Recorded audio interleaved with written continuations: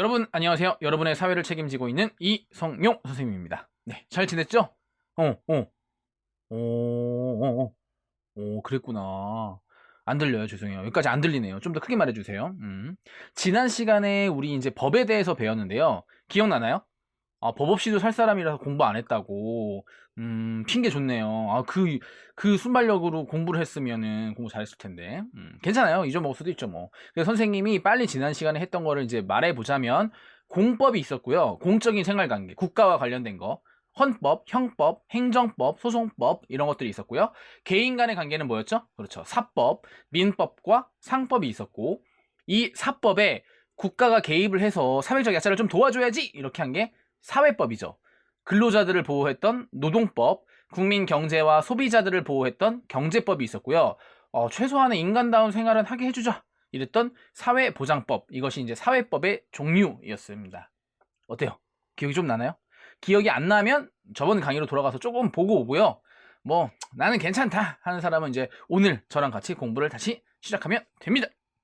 그래서 오늘 배울 건 뭐냐면 이제 재판인데요. 지난 시간에 이제 법에 대해 배웠기 때문에 그 법을 실제로 어떻게 쓰고 있는지를 보는 게 바로 이제 재판이죠. 그래서 선생님이 학습 목표를 이제 말해주면 학습 목표 1은 뭐냐면 재판의 의미, 재판이 무슨 뜻인지, 그 다음에 재판의 종류에 대해서 배울 거고요. 두 번째는 그러면 재판이 어떻게 진행되는지, 재판의 절차에 대해서 배울 건데 여러 가지 재판 중에 민사와 형사 재판에 대해서 배울 거고요. 그 다음에 세 번째 학습 목표는 뭐냐면요. 이 재판이 공정하게 이루어지기 위해서는 어떤 제도가 있는지, 공정한 재판을 위한 제도에 대해서 배울 겁니다. 그러면 이제 학습 목표 1로 가볼까요? 따라오세요. 첫 번째 학습 목표는 이제 재판의 종류, 의미에 대해서 배울 건데요. 우선 재판은 분쟁이나 범죄가 생겼을 때 그 우리 앞에서 배웠던 법을 적용해서 이게 옳은 것인지 그른 것인지 이렇게 판단하는 과정을 재판이라고 그래요. 근데 이 재판의 역할이 뭐냐면 우선 이렇게 싸움이 일어났을 때 그 분쟁을 해결해주는 역할을 하고요. 두 번째는 이제 재판의 판결이 날 거 아니에요. 그 판결을 보고 사람들이 이 행동을 하면 처벌을 받는구나. 그렇기 때문에 이제 하지 않겠죠. 그러다 보니까 질서가 유지되고 그 다음에 내가 누군가로부터 침해를 당했을 때 그 권리를 또 보호해 줄 수 있는 게 이 재판의 역할이에요. 재판의 종류는 이제 여러 가지가 있는데, 가장 이제 대표적인 게 민사재판. 개인끼리 이제 다퉜을 때, 보통 이제 개인 간의 돈 관계, 이런 것 때문에 많이 싸우죠, 그죠? 두 번째는 이제 형사재판인데요. 뭐 범죄죠, 범죄. 뭐 절도나 폭행이나 이런 게 있었을 때 일어나는 재판이 형사재판, 또는 이제 가족이나 친척 간의 다툼이 일어났을 때, 뭐 재산이라던가 기타 여러 가지 가족과 관련된 재판을 가사 재판이라고 하고요. 그 다음에 이제 여러분들처럼 10세 이상 19세 미만의 소년이 범죄를 저질렀을 경우에는 소년 보호 재판이라는 걸 합니다. 그리고 행정기관이 나의 권리를 침해했을 때는 행정재판, 그 다음에 뭐 선거기간에 내가 100만 원씩 돌렸어. 그래가지고 뽑힌 거야. 그랬을 때는 선거재판, 그 다음에 법률이 헌법을 위반하지 않았는지 또는 우리의 권리를 침해하지 않았는지 보는 재판을 헌법 재판이라고 합니다. 이건 이제 참고로 얘기하자면 어차피 이제 배우게 될 텐데 우리나라에서 가장 최고 법은 헌법이에요. 그 다음이 법률인데 그러면 생각해 보세요. 법률이 헌법을 이기면 안 되겠죠. 그러니까 그걸 찾아내는 거예요. 그래서 법률이 헌법을 위반하지 않았는지 그것도 보고 법률이 혹시 국민의 권리를 침해하지 않았는지 보는 것이 헌법 재판입니다. 아니 학습 목표가 벌써 끝났어요. 우리 뭐였나요? 너무 양이 적어가지고 학습 목표 2랑 같이 동시에 복습하기로 하고요. 학습 목표 2는 뭐냐면 재판이 어떻게 진행되냐, 재판의 절차입니다. 이 재판의 절차는 이제 민사와 형사 재판에 대해서 나오는데요. 두 재판에 이제 차이점이 있을 거 아니에요. 그래서 그거를 이제 집중적으로 문제 출제하기 마련이고요. 우선은 이제 민사 재판의 절차에 대해서 배울 건데 제발 이제 무작정 외우지 말고 이해를 하세요. 이해를 하잖아요. 그러면 외울 게 줄어들어요. 그러니까 잘 들으시고 한번 이해해 봅시다. 출발합니다. 민사재판은 이제 개인 간의 다툼이잖아요. 그래서 내가 이제 억울해서 내가 소송을 제기했잖아요. 그러면 저를 원고라고 합니다. 그럼 제가 소송장을 제출하겠죠. 그러면 그 소송을 당한 사람, 그 당한 사람을 피고라고 해요. 소송을 당한 사람. 그 사람에게 저의 소송장을 전달해 줍니다. 그럼 그 사람이 읽어보겠죠. 그 다음에 그 소송장에 대한 답변서를 제출해요. 누가? 피고가. 소송을 당한 사람이 답변서를 제출하고 그 다음에 원고와 피고가 증거를 내요. 저는 그런 적이 없다. 나는 그렇게 한 적이 없다. 증거를 내고 각각의 변호사가 있겠죠. 피고의 변호사, 원고의 변호사가 이제 변론을 해요. 이 사람이 이런 행동을 하지 않았다. 이런 행동을 잘 했다. 이런 식으로 변론을 하고 그것까지 다 듣고 법관이, 판사님이 판결을 내립니다. 다시 원고 소장을 내요. 소장. 그러니까 이 사람은 소송을 건 사람이죠. 그 다음에 소송을 당한 사람, 피고에게 이 소장을 전달합니다. 그럼 피고가 읽어보겠죠? 그리고 그거에 대한 답변서를 냅니다. 피고가 답변서를 내죠. 그 다음에 양측이 증거를 내요. 나 이런 거 한 적 없는데요. 이 증거 보세요. 이렇게.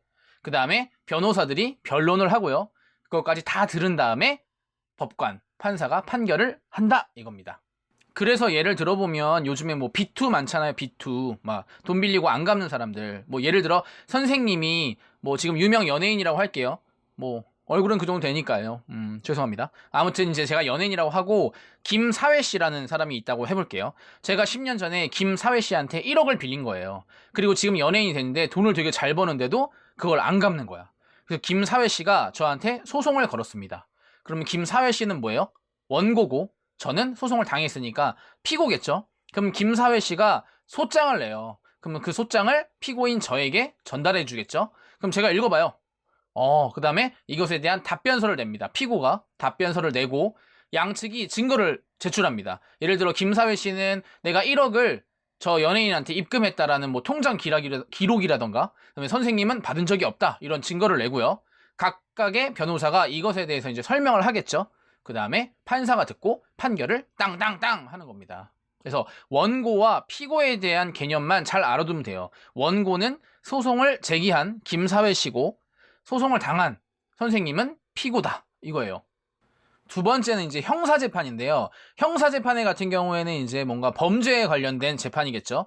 이 형사재판은 개인 간의 관계가 아니기 때문에 우선 처음에 형사재판이 이제 시작되려면 고소 또는 고발이 있어야 돼요. 근데 고소랑 고발이랑 뭔가 비슷한 의미이지만 조금 달라요. 고소는 뭐냐면 우선 내가 직접적으로 피해를 당했거나 아니면 나랑 뭐 친족 관계에 있다거나 가족, 나의 아내 뭐 이런 사람들이 신고하여 처벌을 구하는 것, 이걸 이제 고소라고 하고요. 그러니까 쉽게 말하면 피해를 직접 당한 사람과 관련 있는 사람이 하는 것이 고소고요. 고발 같은 경우에는 그 고소의 권리가 없는 사람, 고소권자 이외에 제3자가 지켜봤다가 이제 신고하여 범인의 처벌을 구하는 거예요. 예를 들면 내가 매일 3시간씩 어떤 가게를 봤는데 그 가게에서 마약을 판다. 근데 내가 마약을 먹진 않았잖아요. 거기서 마약을 먹어서 뭐 피해를 당하거나 그러진 않았지만 그거를 고발할 수 있는 거죠. 그래서 고소는 피해자와 피해자 관련 있는 사람이 하는 것이 고소고 고발은 제3자가 하는 것이다. 그럼 이제 고소나 이렇게 발음이 안 될까요? 고소나 고발이 온다면 이제 그 사람을 수사해야겠죠. 근데 그 사람이 아직 확실히 범죄자가 아니잖아요. 아직은. 그래서 그 사람을 뭐라고 하냐면 혐의만 있다. 그래서 피의자라고 해요. 헷갈리면 안 돼요. 피의자. 그래서 그 사람을 수사를 해요. 피의자를 수사했는데 이거 이상해. 이 사람 이상해. 확실해. 그래서 확실하다고 생각이 들면 검사가 공소를 제기합니다. 보통 이제 기소라고 하죠. 저 사람을 재판해야 될 것 같다. 범죄가 있는 것 같다. 이렇게 기소를 제기하잖아요. 그러면 이 사람은 혐의가 있던 사람이었는데 이제는 재판에 소를 당한 사람이잖아요. 그래서 이제 피고로 바뀝니다. 우리 앞에서 배웠던 피고로. 그 다음에 이제 검사가 그 사람의 범죄 행위에 대해서 자세하게 물어봐요. 그걸 신문이라고 하는데 아마 드라마 같은 데서 봤을걸요? 피고는 뭐 2018년 2월 20일 새벽 2시경에 뭘 했나요? 그러면 라면을 끓여 먹었습니다. 라면이 맛있었나요? 그러면 예, 맛있었습니다. 라면의 면발은 어땠나요? 꼬들꼬들했습니다. 뭐 이런 식으로 얘기하는 거 그게 바로 신문이고요. 그 다음에 이제 피고인, 그죠? 소송을 당한 사람이 그 범죄 행위에 대해서 또는 혐의를 받는 행위에 대해서 변호사가 이제 이야기를 하는 거죠. 그때 당시에는 너무 배고파서 라면을 끓여 먹을 수밖에 없었다는 점, 라면이 꼬들꼬들해서 괜찮았다는 점, 뭐 이런 식으로 이제 변호를 하면 법관이 모든 걸 다 듣고 판결을 하는 겁니다. 이게 형사재판인데요. 이제 민사재판과 형사재판을 구분해서 문제를 많이 내기 때문에 이 형사재판의 키포인트는 뭐냐면 검사가 있다는 거예요. 검사. 이 소송을 제기하는 사람이 누구다? 검사고 민사는 누구다? 원고라는 거죠. 그 다음에 피의자와 피고인을 구분할 줄 알아야 돼요. 피의자는 뭐냐면 아직 소를 당하기 전에 의심 가는 사람, 혐의가 있는 사람이 피의자고요. 그 다음에 이제 소송을 당해서 재판을 받는 사람은 피고인이라고 하는 겁니다. 그리고 이 형사재판에는요, 국민들이 배심원으로 참여해서 이 재판에 참여도 하고 문제에 대해서 판단을 내릴 수 있는 제도가 있는데요. 그게 바로 국민참여재판제도예요. 근데 형사재판에밖에 해당이 안 된다는 거 조심해야 돼요. 형사재판에서는 국민들이 참여하여 재판에 대해서 판단을 내리고 이렇게 할 수가 있다. 그리고 그 판단을 내렸어. 만약에 많은 사람들이 이 사람은 유죄다라고 판단을 내렸어도 판사가 그것을 100% 따르지 않아도 돼요. 참고만 하는 거죠. 이거 두 개 조심해야 돼요. 형사 재판에다만 해당하는 제도다. 그 다음에 그 사람들의 판결을 그대로 따르지 않아도 된다입니다. 이게 바로 국민참여 재판 제도입니다. 이 형사재판에서 피의자라는 사람이 나오잖아요. 이거는 아마 안 실려있는 교과서가 더 많을 것 같은데 뭐 앞으로 사회를 배우거나 할 때 나올 수도 있으니까 이 피해자 같은 경우에는 아직 죄가 확정이 되지도 않았고 소송도 진행 중이지 않잖아요. 그래서 이 사람은 혐의만 있는 사람이잖아요. 그래서 이 사람들을 죄인으로 취급하면 안 돼요. 그렇기 때문에 이 사람은 인권 보호를 해야 되거든요. 그래서 이 사람이 인권 보호를 위한 제도들이 있어요. 첫 번째는 뭐냐면 영장주의라고 해서 우리 드라마에서 봤을 거예요. 영장 딱 보여주면서 당신을 체포하겠습니다 이런 식으로. 그래서 막 범죄자들이 너 영장 가져왔어! 막 이러잖아요. 그 서면이 있어야 돼요. 그 영장을 발부받아야지만 그 사람을 수사하고 체포할 수 있다 이거고요. 두 번째는 미란다 원칙이라고 해서 이건 진짜 많이 봤을 텐데 막 그 손목 꺾으면서 당신은 묵비권을 행사할 수 있으며 변호사의 도움을 받을 수 있고 이런 식으로 막 얘기하잖아요. 그게 바로 미란다 원칙이라는 건데요. 옛날에 미란다라는 사람이 이런 권리를 사전에 제공받지 못해가지고 나중에 처벌을 받기 직전에 그거를 받지 못했다는 이야기를 듣고서 이 사람이 죄가 있음에도 불구하고 무죄 판정을 받은 경험이 있어요. 그래서 지금의 경찰들은 반드시 범죄자나 이 피해자를 하기 전에 이렇게 체포하기 전에 이 미란다 원칙을 반드시 말해야 된다 이거죠. 그 다음에 구속 적부 심사제라는 게 있어요. 이 사람이 아직 혐의만 있지만 도망갈 것 같아. 왠지 불안해. 그럼 이 사람을 잡아놔야 될 거 아니에요. 그래서 구속할 수 있는데 그 구속을 하는 것이 적합한지 혹시 부적합한지 이런 걸 판단하는 제도가 있습니다. 그게 바로 구속 적부 심사제고요. 마지막 네 번째는 뭐냐면 이 사람이 아까 선생님이 말했잖아요. 아직 죄가 없잖아요. 아직 확정되지 않았으니까. 그래서 이 사람이 죄가 확정되기 전까지는 무죄라고 생각하고 대우해줘야 된다 이거예요. 그걸 무죄 추정의 원칙이라고 합니다. 지금 선생님이 만약에 범죄 혐의가 있는데 나중에 무죄라고 판결할 수도 있잖아요. 근데 막 걔 욕하고 막 때리고 이랬어. 그럼 어떡할 거냐고요. 나 죄 없는데. 이런 식으로 피해자의 인권을 보호하기 위한 제도, 영장주의, 미란다 원칙, 구속적부 심사제, 무죄 추정의 원칙 같은 이런 제도들도 있는데 교과서마다 이제 수록되었냐 여부는 조금씩 다릅니다. 우리 학습목표 1이랑 2가 벌써 끝났습니다. 너무 잘하네요. 너무 잘해. 첫 번째는 뭐 배웠냐면 재판의 의미와 종류 배웠고요. 두 번째는 재판의 절차, 재판이 어떻게 진행되는가, 민사재판과 형사재판의 절차에 대해서 배웠거든요.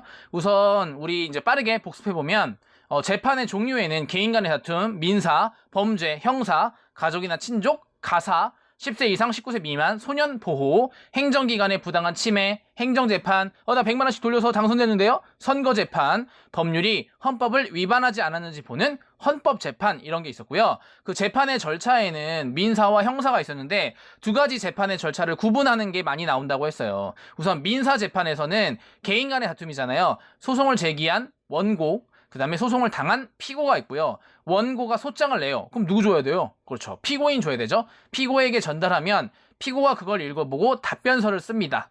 그 다음에 양측에서 증거를 내고 그 증거에 대한 변론을 변호사들이 이야기한 다음에 판결을 땅땅땅 이렇게 하는 거죠. 형사재판은 민사재판이랑 조금 다르게 먼저 누군가의 고소와 고발이 있어야 되는데요. 고소는 피해를 당한 사람 또는 관련자, 그 다음에 고발은 제3자가 하는 거죠. 그러면 이제 그 고소 고발을 받았으면 수사를 해야 돼요. 수사. 근데 그 사람이 아직 범죄가 확정된 사람이 아니거든. 혐의만 있거든. 그래서 그 사람을 피의자라고 하고요. 그 사람을 해봤더니 100%야. 100%. 빼박이야. 빼박. 그래서 저 사람을 수사해야겠다. 재판해야겠다. 그래서 검사가 소를 제기하는 걸 이제 기소라고 하고요. 기소를 당하면 이제 검사가 그 피의자는 이제 기소를 당했기 때문에 피고인으로 바뀌겠죠. 그럼 검사가 신문을 합니다. 몇 월 며칠 몇 시에 뭘 했죠? 이렇게 하는 거 신문. 그 다음에 피고인, 소송을 당한 사람, 그 사람의 변호사가 또 변론을 하고요. 판결을 땅 이렇게 하는 겁니다. 이 민사와 형사를 구분할 때 잘 알아야 돼요. 특히 누굴 찾으면 되냐면 검사 찾으면 돼요. 검사가 있으면 형사겠죠. 그죠? 그 다음에 국민참여재판제도는 누구만 가능하다? 그렇죠. 형사입니다. 형사. 여러분 너무 잘했어요. 이제 마지막 학습 목표로 따라오세요. 저 먼저 뛰어갑니다. 죄송합니다. 마지막으로 이제 마지막 학습 목표는 이 재판을, 공정 재판을 위한 제도에 대해서 배울 건데요. 여러 가지 재판 제도가 있지만 이게 공정하지 않다면 의미가 없잖아요. 그래서 첫 번째로 사법권, 이 법원의 권한을 독립시켜놨어요. 왜냐면 이 법원 같은 경우에 다른 기관이나 다른 상관의 영향을 받는다면 공정한 재판을 할 수 없잖아요. 그래서 이 법원의 권리를 독립시켜놨다. 그걸 사법권의 독립이라고 하고요. 그 다음에 거기서 판결을 하는 법관이 있잖아요. 판사. 그 사람의 신분도 보장이 돼 있어요. 예를 들어 그분이 범죄를 저질러서 구속이 되거나 아니면 스스로 물러나지 않는다면 사퇴시킬 수가 없는 거죠. 그러다 보니까 누가 이제 사퇴시킬 수 없기 때문에 자기 신념에 따라 공정한 재판을 할 수 있다. 이게 첫 번째 제도고요. 두 번째는 판사도 인간이다 보니까 잘못된 판결을 내릴 수 있잖아요. 그럴 경우에 이 재판을, 공정한 재판을 위해서 여러 번 받을 수 있는 제도가 있는데 그것을 심급 제도라고 합니다. 우리나라 같은 경우에는 3번까지 받을 수 있거든요. 3심제를 채택하고 있어요. 그래서 만약에 내가 첫 번째 재판에서 이거는 뭐 징역 20년을 받았었는데 이건 너무 심한데? 그래서 두 번째 재판을 청구하는 것을 이제 상소라고 해요. 상소. 제 목소리 삑사리 났네요. 죄송합니다. 상소라고 하는데 1심에서 2심으로 올리는 거는 항소라고 하고요. 2심에서 가장 큰 법원인 대법원으로 올리는 것은 상고라고 하는 거죠. 됐죠? 두 번째 심급제도라는 게 있다. 세 번째, 그리고 재판 과정을 몰래 하면은 그게 공정하게 진행되는지 알 수가 없잖아요. 그래서 재판 과정을 다 공개하는 공개 재판주의를 해야 되고요. 마지막으로 그 사람의 처벌을 위해서는 반드시 정확한 증거가 있어야 돼요. 너 그냥 범죄자일 것 같은데? 너 뭔지 흉악하게 생겼어. 이렇게 안 됩니다. 왜냐면 저런 증거가 불충분하게 그런 증거가 없다고 잡혀가지고 억울하게 옥살이를 했던 사람이 지금껏 꽤 많았거든요. 예를 들면은 뭐 사람을 죽이지도 않았는데 뭐 징역 20년. 선생님 뭐 지금 징역 20년 받으면 할아버지 돼서 나옵니다. 이거 어떡할 거예요? 그렇기 때문에 정확한 증거가 있을 때만 처벌하는 증거 재판주의라는 게 있다는 겁니다. 다시 공정한 재판을 위한 제도가 뭐 있냐? 첫 번째, 법원의 권한을 독립시켜 놓는 사법권의 독립. 두 번째, 재판을 여러 번 받을 수 있는 심급 제도인데 위에 재판으로 올리는 제도를 상소라고 하고 1심에서 2심으로 올리는 거는 항소, 2심에서 마지막 큰 대법원으로 올리는 거는 상고라고 한다. 그 다음에 재판 과정을 다 공개해야 된다. 그 다음에 그 사람을 처벌할 때는 반드시 뭐가 있어야 된다? 증거가 있어야 된다. 이거죠.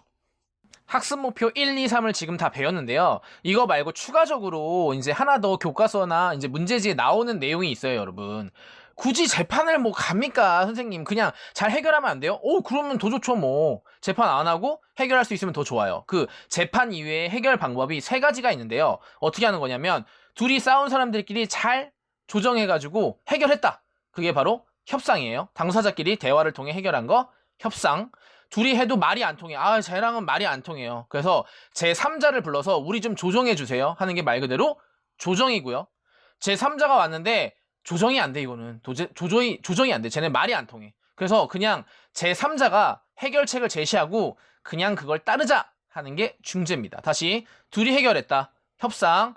세 번째 사람을 불러서 그 사람한테 조정 좀 해달라고 하자. 그게 조정. 야, 말 안 통한다. 그냥 저 세 번째 사람이 말하는 대로 하자 하는 게 바로 중재입니다. 네, 이렇게 해서 진짜 내용을 마쳤는데요. 이제 선생님이랑 오늘 같이 했던 거 중요한 것만 우선 다시 짚어볼게요.